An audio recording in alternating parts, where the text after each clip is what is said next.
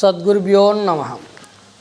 శ్రీ పూర్ణానందరహిత సద్గురు పుల్లారెడ్డార్య పాదార విందామృత రసాయనం జనన మరణ భ్రాంతిరహిత పూర్ణబోధకం శ్రీ శ్రద్ధానందరహిత గోవిందయార్య మద్గురు పరబ్రహ్మణే నమః. మద్గురుదేవులైన శ్రీ శ్రీ శ్రీ శ్రద్ధానందరహిత గోవిందయార్య సద్గురు ప్రభు మహారాజుల వారి పాదపద్మములకు నా యొక్క ద్వాదశి శిరస్సాష్టాంగ నమస్సుమాంజలు. స్తోత్రియ బ్రహ్మనిష్ట పరులారా, ఆ విధంగా ప్రతి ఒక్కరము కూడా మనము నిజమైనటువంటి పరమార్థాన్ని తెలుసుకోవడం కోసము గురు సన్నిధానానికి చేరాలి. గురువు అనగా ఎవరు? ఏ ధర్మాలను బోధించినాడు, బోధిస్తున్నాడు ఇత్యాది విషయాలను మనము చక్కగా గ్రహించాలి. అందుకంటాడు, గురుమంత్ర ప్రతాపము భద్రాద్రాంకితము ధర్మాలను బోధించిన తరువాత గురుని లక్షణము ఏం చెప్తున్నాడు? బయలెరుకలు శిష్యునకు దయతో గురుడెరుక చేసి తరువాతను సంధియమేమి లేక ఎరుకన్ నయమున విడిపించు గురుడు నయశాలిగాదా. నీమదికిది నాటే నాలేదా. భయభక్తి గురు సార్వభౌముని సేవ నిశ్చయముగ చేసితే జయముందెదవు గురుడు నయశాలిగాదా. నీమదికిది నాటే నాలేదా. బయలెరుకలు శిష్యునకు దయతో గురుడెరుక చేసి. అచల పరిపూర్ణమనగా ఎటువంటిదో, నేననే అహం పదార్థమనబడేటువంటి భ్రమ అనే ఎరుక ఎటువంటిదో, ఇవి రెండూ పూర్ణత్వంగా శిష్యునికి తెలియజేసి ఎరుకను నయమున విడిపించు గురుడు నయశాలిగాదా. భ్రమభ్రాంతిలో మునిగిపోయినటువంటి శిష్యునికి ఆ భ్రమభ్రాంతి అనబడేటువంటి ఎరుక నుండి శిష్యుని విడిపించినటువంటి వాడు ఎంతటి నయశాలో కదా గురువు గారు. ఎలా ఉందంటే, ఇద్దరు స్నేహితులు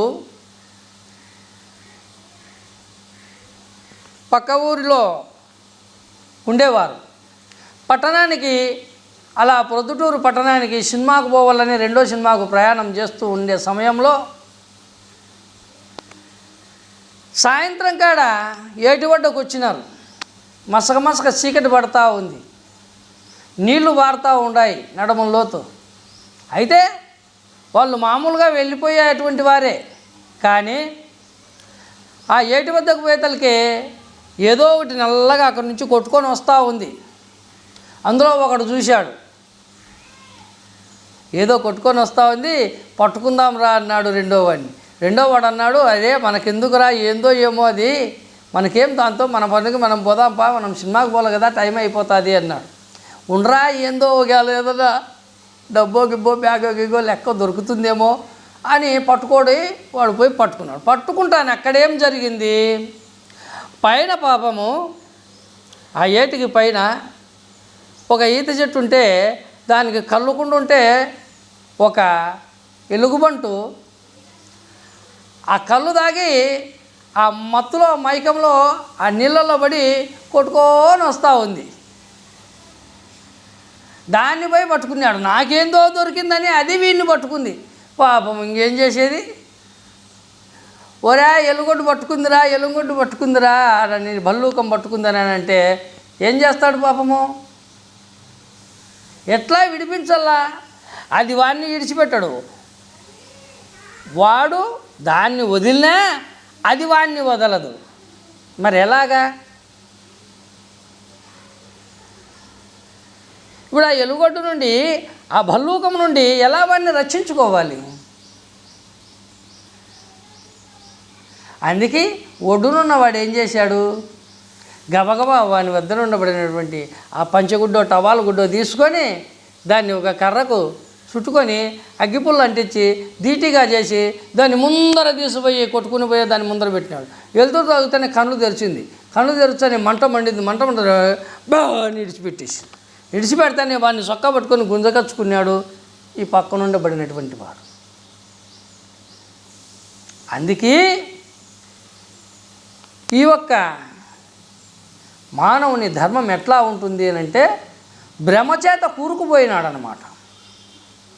అటువంటి ఎరుకను నయముగా విడిపించు గురుడు నయశాలి కాదా? ఎంత నయముగా, లేకపోతే కొడితే ఇడుస్తుందా, అరిస్తే విడుస్తుందా ఆ భల్లూకమైన ఎలుగుబంటు వాడిని?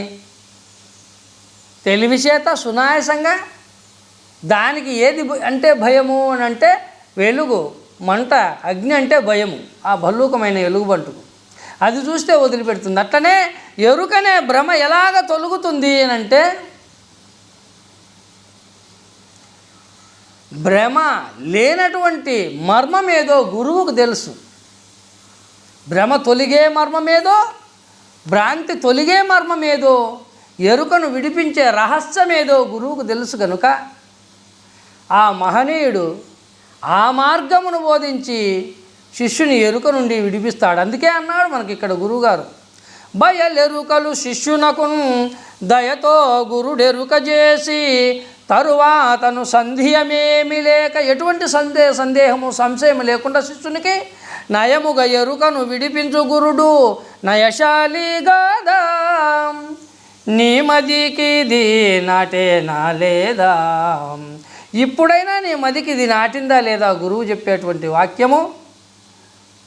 కాబట్టి ఇది నిజము, ఇది సత్యము, ఇది పరమార్థము, నిజమైన వాక్యమే అని నీవు నిర్ధారణ చేసుకుంటే మదిలో భయభక్తి గురు సార్వభౌముని సేవ నిశ్చయముగా చేసితే ఇక నీకు ఏ ధర్మం పాటించుతావు? భయభక్తి గురు సార్వభౌముని సేవ. భయము భక్తి, పెద్దలంటే గౌరవము, భయభక్తి ఎలాగ మనకు ఉంటాయో అదేవిధంగా గురువు దగ్గర కూడా భయభక్తితో ఆ గురు సార్వభౌముని సేవ నిశ్చయముగా నిజంగా చేస్తే జయముందెదవు. అప్పుడు నీవు ఈ మాయా ప్రపంచమైనటువంటి యొక్క జగన్నాటకము నుండి, ఈ భ్రమ నుండి, ఈ భ్రాంతి నుండి బయటపడి తరించుతావు నాయన అని చెప్పేసి గురువుగారు మనకు అంటున్నాడు. సమస్త ప్రపంచమంతా కూడా విషయ వాసనలతో కూడుకుని నిండుకొని ఉంది నాయన. విషయ వాసన లేనటువంటి రహస్యాన్ని నీకు తెలియజేస్తానని చెప్పేసి అంటూ 12 అక్షరములు గల సదమల మంత్రార్థమెరిగి సద్గురు కృపచే 16 అక్షరములు గల నది ఎట్టిదో తెలిసనేని నతడే సద్గురుడు. ఇవి రెండెరుగా అతడేడి గురుడు. మొదటిది పరిపూర్ణమును తెలుపు, తదనంతరపు దీ బోధను చేసు నిధి తెలిసి నతడే సద్గురుడు. ఇవి రెండెరుగా నతడేడి గురుడు. 12 అక్షరములు గల సదమల మంత్రార్థమెరిగి. ఏది 12 అక్షరములతో కూడుకునుంది? మనకు ద్వాదశాక్షరి మహామంత్రము. ఎట్లా 12 అక్షరములతో కూడుకునింది? దశవిధ దిక్పూర్ణమచలం, 12 దిక్కుల తూర్పు, పడమట, ఉత్తరము, దక్షిణము, ఆగ్నేయము, నైరుతి, వాయువు, ఈశాన్యము, పైన, కింద, లోపట, వెలుపట, దశవిధ దిక్పూర్ణమచలమైనటువంటి 12 దిక్కుల నిండి అంతటా ములుగుచు సందులేక నిండి ఉండబడినటువంటిదే అఖండాచల పరిపూర్ణం. అట్టి 12 అక్షరములు గల సధమల మంత్రార్థమెరిగి సద్గురు కృపచే, ఆ సద్గురు ఒక్క కృపచే 16 అక్షరములు గల అది ఎట్టిదో ఎరిగనేని అతడే సద్గురుడు. ఇక 16 అక్షరములతో కూడుకొని ఉండబడినటువంటి మంత్రమేది? షోడశాక్షరి మహామంత్రం. 16 అక్షరములు ఎలా ఉన్నాయి? 4 అవస్థలు మనకు. జాగ్రత్త, స్వప్నము, సుషుప్తి, తుర్యము అనబడే 4 అవస్థలు. ఈ 4 అవస్థలలో జాగ్రత్తలో జాగ్రత్త, జాగ్రత్తలో స్వప్నము, జాగ్రత్తలో సుషుప్తి, జాగ్రత్తలో తుర్యము. స్వప్నములో జాగ్రత్త, స్వప్నంలో స్వప్నము, స్వప్నంలో సుషుప్తి, స్వప్నంలో తుర్యము.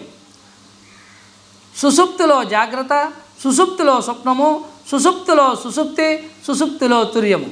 తుర్యములో జాగ్రత్త, తుర్యములో స్వప్నము, తుర్యములో సుషుప్తి, తుర్యములో తుర్యము. 4 అక్షరములు గల ఇది ఎట్టిద నెరిగినేని నతడే సద్గురుడు. ఇవి రెండెరుగా నతడేడి గురుడు.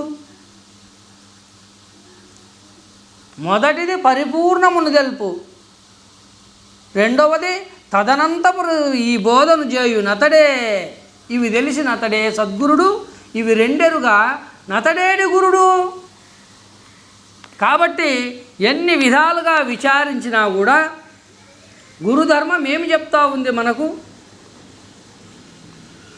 పరమార్థం ఒకటి, నేను అనే అటువంటి అహం పదార్థం అనేటువంటి ఎరుక ఒకటి.